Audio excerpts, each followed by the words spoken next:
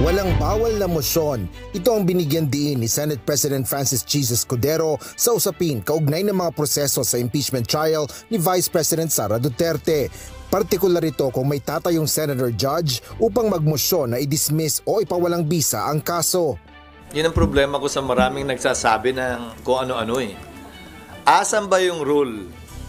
Asan ba yung provision sa saligang batas o sa rules on impeachment na bawal ang ganito o ganyang klaseng motion?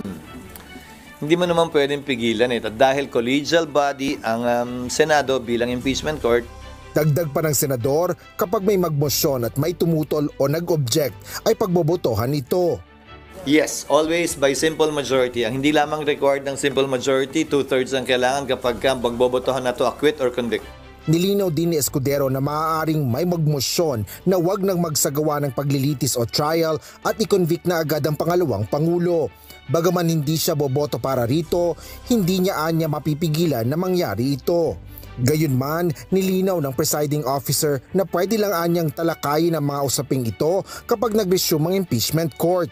Habang maaaring mag-convene ang korte ng motu proprio o sa sarili nitong kagustuhan na posibleng mula sa kahilingan kahit ng isang senator judge lang at pagkakasunduan ng iba pang mga miyembro.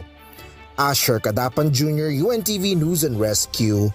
Diyos ang aming sandigan, serbisyo publiko ang aming pinahalagahan.